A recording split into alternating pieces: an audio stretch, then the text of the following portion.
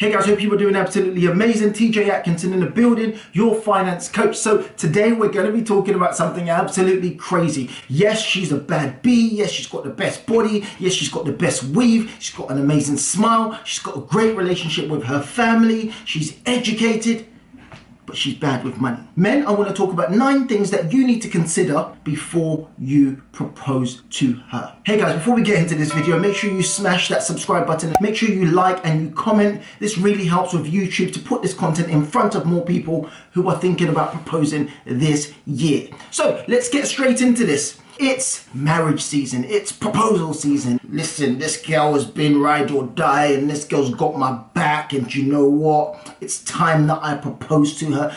Yo, there are 9 things that I need you to understand before you pop the question. So let's get straight into this. Look, I understand this. Love conquers all.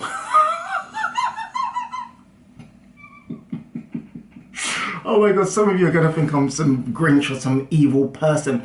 Look, the reality is love doesn't conquer all. So if we look at the top reasons why many marriages fail, one of the top ranking ones is finance. So it blows my mind why 90% of the population get down on one knee, get excited, thinking I'm going to get married and it's going to cure all my issues, when in reality, it's the beginning of all issues. Now, of course, I'm not talking about the good side of marriage. I'm talking about finance, because I find it so interesting how every single person is focused on so many other things, but the most important thing is not discussed. So before you pop that question, before you get down on one knee, before you pay that engagement planner, that's so weird. There are people who get paid to arrange engagements. Guys, we need to get more creative. Why the heck are we paying someone to teach us how to get down on our bloody knees? Anyway, before you do all of that stuff, there are 9 things that I need you to consider, and I need you to understand the answers to these unspoken questions before you pop the question. So look, I don't care about your income. I don't care about that. The main point I'm trying to address here, guys, before you propose, you've got to have an understanding of behavior patterns. You've got to have an understanding of her relationship with money, her relationship with finance. These are crucial things, because guess what's going to happen? If you don't talk about them now, they're going to rear their ugly head later on. And what do you do then? Oh, well, you know what? I love her, so we're going to work through it. No! One of the biggest issues, one of the biggest causes for divorce is finance. So why wouldn't you spend time before the marriage, before the proposal, to work out and get an understanding of this person's relationship, understanding and psychology with money? So let's get straight into this. The first thing you need to understand before you pop the question is, what's her credit? Now, in America, completely different, because credit is literally everything. But what we're trying to find out here is, what is her behavioral pattern with money? How does she behave with money? How does she relate with money? And one of the quickest ways to understand that is to look at her credit report, or to look at her credit score.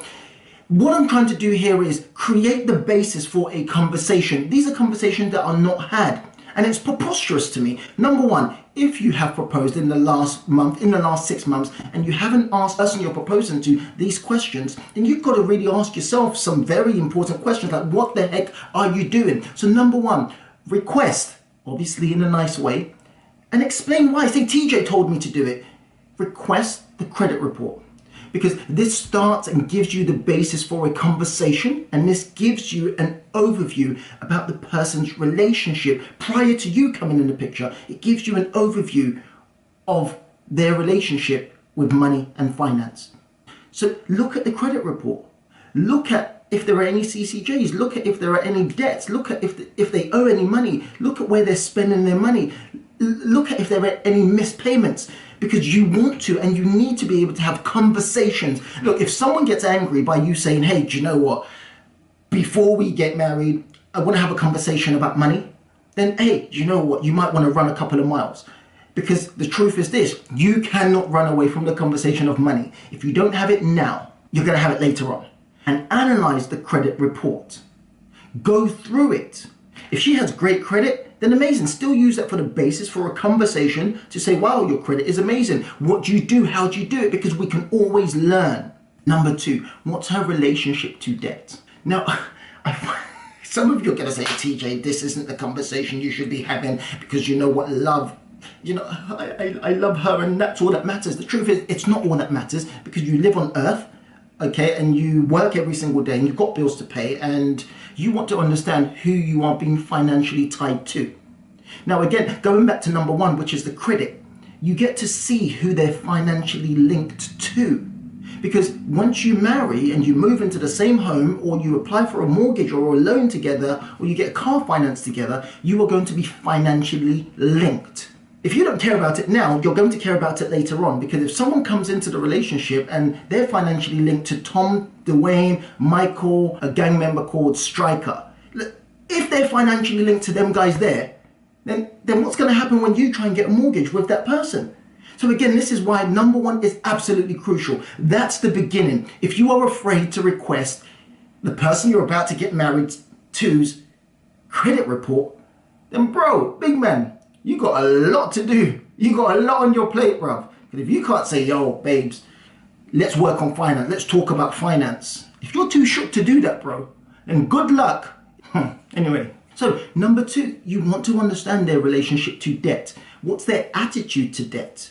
Are they someone that likes to get in debt? Are they someone that's currently in debt? It's important to understand this because if you are marrying someone, you are technically also taking on their debt. So you've got to be able to say, am I in a position mentally and economically able to take on this debt? So this is why conversations need to be had. Let me guarantee that so many people are literally dropping on one knee and they don't even know if the person's coming into this relationship with £100,000 worth of debt. But guess what's going to happen? When you get married, it's what do you guys call it? What's that stuff? Forever and forever, I will never leave you and love you, kind of thing. So you're not leaving someone when you find out that they've got 100k worth of debt. So what you want to do is to be able to put a plan in place, or find out, more importantly, if they have a plan in place. That tells you so much about the person that you're about to marry. Do they have a plan in place to deal with this debt? Number 2, why are they in debt? Again, this forms the basis for a conversation. If you're a shock brother and you can't bring up the conversation, use this video as your reason to bring up the conversation. You need to be having these difficult conversations. You can't get into a relationship, get married, start a family, say make plans to go and buy a property and say you want to become property investors and you want a portfolio with 20 properties, but your partner has got £100,000 worth of debt and there's no plan, there's no scheme, there's no system in place to deal with that debt. So as I said before, use this as a basis for a conversation.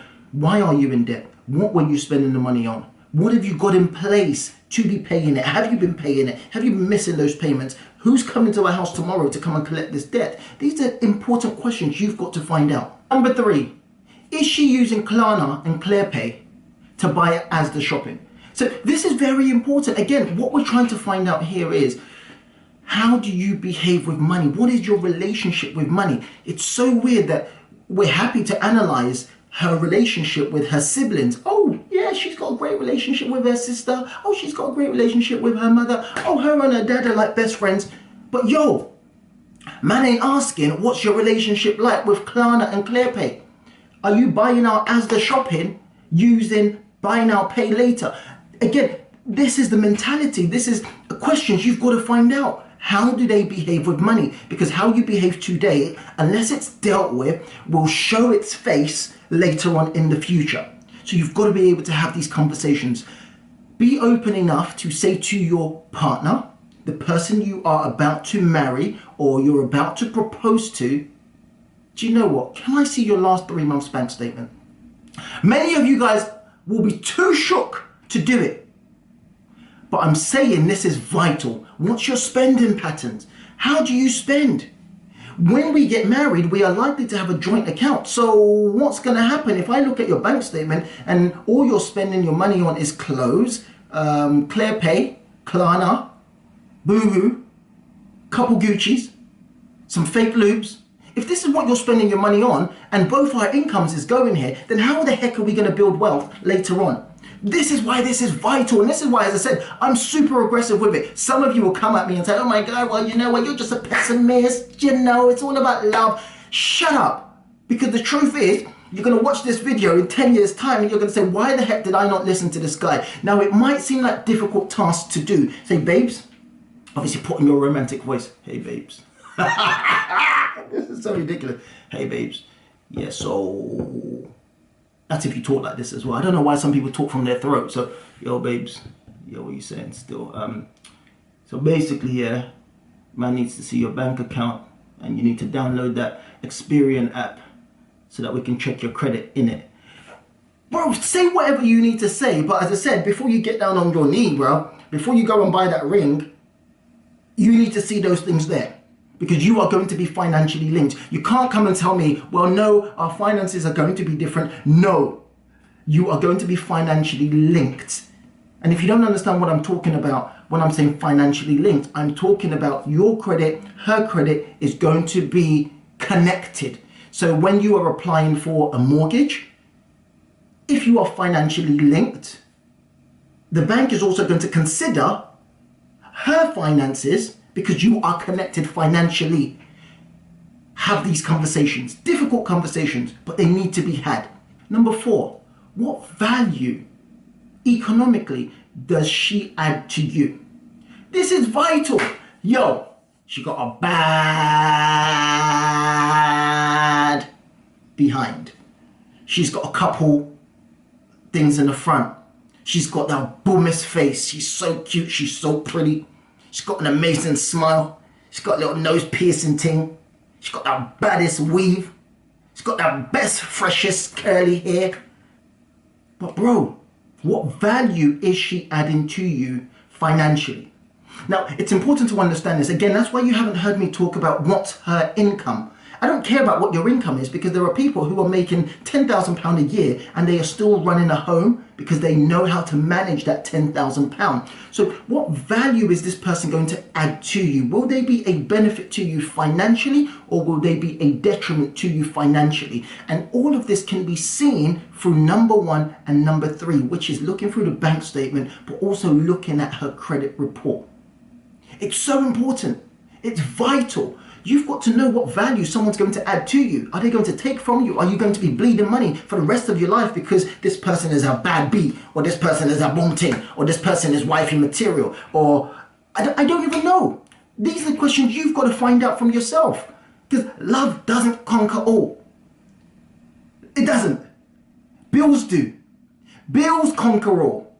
Finances conquer all. Because if you find yourself with a bad B, or a buff ting, or the boomest ting, but she's bad with money, which means if you're not confident enough to bring up these conversations now, you will not be confident enough to bring up these conversations later in a respectable, in an amicable way. Because when you're bringing it up later, it will be the after effects of what you've permitted to happen, which means I didn't have these conversations now. I didn't know this person was bad with money. I didn't understand their relationship with debt and buy now, pay later. I didn't understand how irresponsible they've been with their money. But now I'm seeing my bank account being drained, or the family bank account's being drained, and I'm seeing that we don't have any money for savings. I'm seeing that we can't buy a property for the next 100 years. I'm seeing that our kids is going to be eating baked beans, not even Heinz. You're going to be eating no-frills as the baked beans till their 4th birthday. You're seeing that you've got to make the cake for your child's birthday, as opposed to going to a nice little place and ordering cake. Yo, you've got to ask yourself the sort of life you want to live. And then you've got to find out whether this specific person that you were planning to propose to, do they add value? And can they add value? And what is their value system? What do they believe in terms of, are they there to enhance you, or are they there to drain you? And guys, look, this is one tip as well. Listen, if you meet this girl and you are doing baller, and you're doing, yo fam, you know what babes, anything you want, I got you, yeah? Louis bad, I got you. Baby mini rolly for you, I got you, yeah? What's your mum's rent? I got your mum. What, that car on lease? I got you, babe. Yo, brothers, if you meet her like that, don't now complain when the expectation to continue that goes on. That's how you met her. You can't say, yo, you know what, yeah, so babes, what we need to do is we need to kind of rein in the finance. No, it's because you're going broke. So you've got to ask these questions. You've got to find out where they are financially. Number 5, what's their relationship like with money? I talk about this quite a lot because money is energy. Money doesn't belong to any single person. Money belongs to the people that understand it. There are 4 steps to money, which is understanding money, then getting money, saving money, and growing money. You've got to find out what their relationship is with money. And the relationship starts with, what do they know about money? As I mentioned, money doesn't belong to anyone. So money is forever in a perpetual state of movement. It goes to whoever understands it and plays the game the best. So if someone's relationship with money is bad in terms of their upbringing wasn't great with regards to money, they don't understand money, they grew up in poverty, or they grew up with a lot of money, it informs how they behave today. So your job is to find out, what is their relationship? Is it positive or is it negative?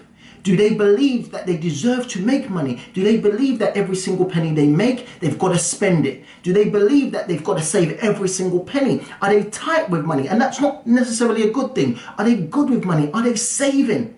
These are vital questions, not just, yo, can she look after man's kids in it? That is such a disgusting way to think anyway. But I understand if you say, well, yeah, look, she's got a sick body.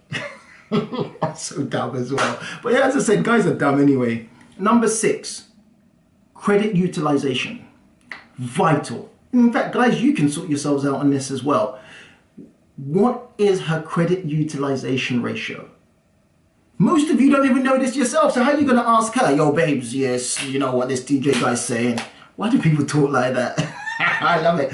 Yeah, this TJ guy's saying, man needs to know your credit utilization. Credit utilization effectively is the ratio or the percentage of available credit to you. So it's how much of the available credit to you are you using, have you utilized? You want to find out if this person's living in credit. Are they forever living in credit? Do they survive solely on their credit cards? Now, don't get me wrong. There are certain people, including myself, that live on my credit card.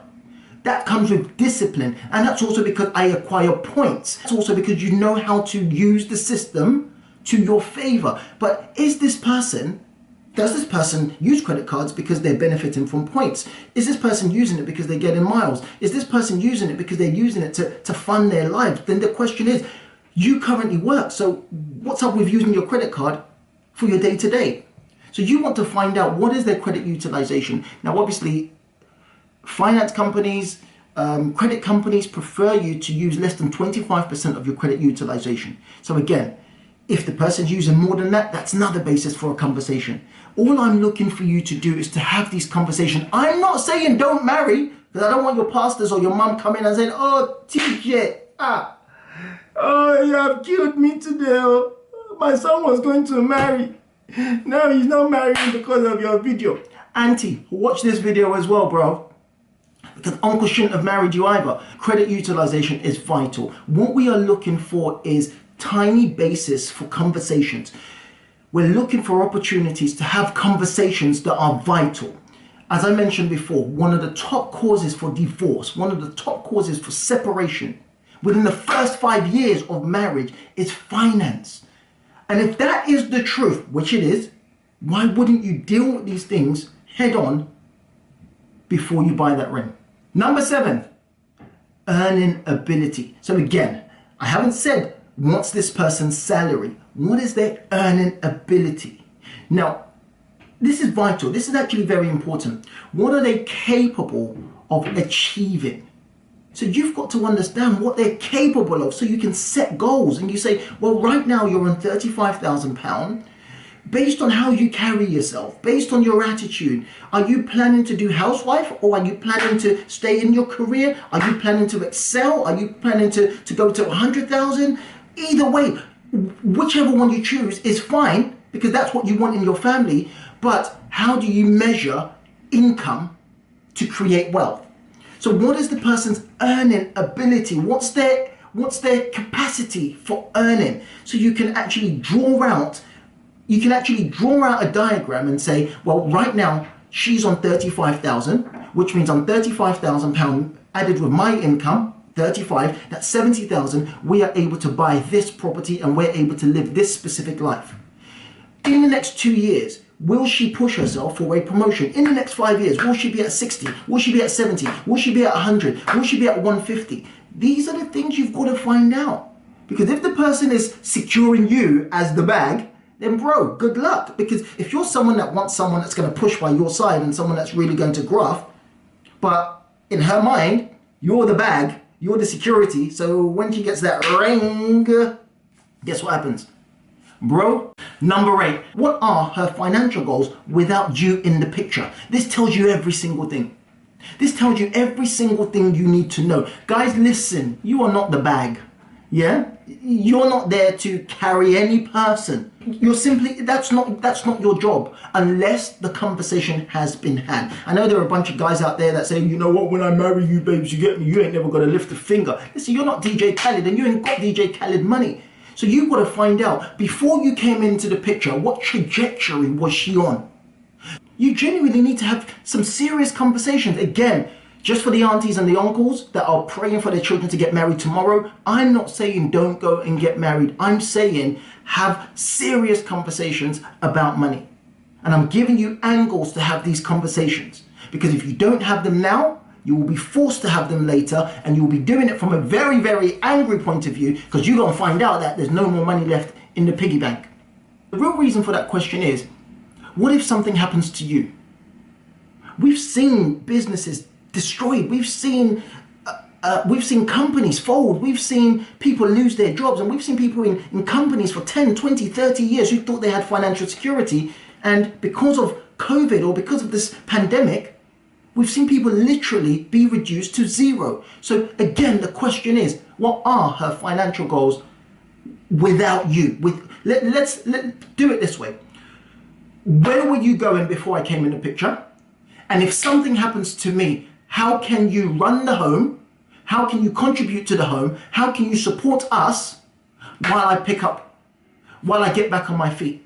And again, please, no one come at me and say, oh God, that's a stereotype and that's a... No, I'm not even saying the man's the breadwinner in the house. I'm saying, what happens if something happens to 2 incomes? And now we're only able to rely on 1 income. So you've got to find out, listen, what's your attitude to finance? Are you someone that's just going to say, oh, poo, listen, the world is messed up at the moment. You've lost your job. I'm sitting down. We're going to work it out. Or are you someone that's going to get up and say, listen, do you know what? We've got to find a way. We've got to find a solution. Every single question, the 9 questions here, help you build up a financial overview of who this person you are marrying is. Important. And what is the contingency plan? What is the plan that you have in place in case anything happens? And not you, I'm talking about what is the plan that she has in place in case anything happens? Because anything can happen. Do me a big favor. Share this video, share it with people, because I know for a fact, a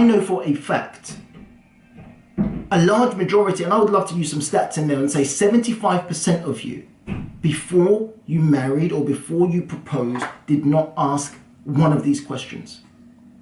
And it's embarrassing, because we hide under the idea that love would deal with everything, but the reality is love is not paying your bills when the bailiffs come. Love is not paying the bills when the council tax is not paid. So I think people need to be so much more intentional about who they are marrying. Look, as I said, look, let's put it straight. Nothing wrong with marrying someone and you both decide that you want to live in a caravan outside someone's front drive. There's nothing wrong with it. There's nothing wrong with saying, listen, we're going to buy a little dingy boat and put it on the River Thames and we're going to live in that boat together. Listen, whatever floats your boat. Oh, I like that. That was good. Floats your boat. Anyway, yeah, cool. Whatever makes you happy. But even if you're going to live a nomad lifestyle, even if you're going to just both earn £10,000 per year each, that's £20,000. What's her attitude to that? Questions you've got to find out straight away. And if you don't, good luck. And if you don't, I'll catch you soon. And if you don't message me later saying, TJ, man, I should have listened, bro. You know what I'm saying? Like, man got married, yeah? And, you know what I'm saying? Like, everything that you said was true. Hey, guys, so if you're watching this video now, I've also put another video together for the women. And I think it's going to be titled, Things to Consider Before You Say Yes to Him. Hey guys, I hope you get some value from my video. If you did, make sure you like, comment and subscribe. As I said, it really helps me. I want to grow this YouTube channel to 1,000 subscribers. Right now we're on 100 and something. So make sure you like, comment and subscribe. Make sure you share this with your friends and family and send it to your mum's WhatsApp group so that they can cuss me out. I'll catch you soon.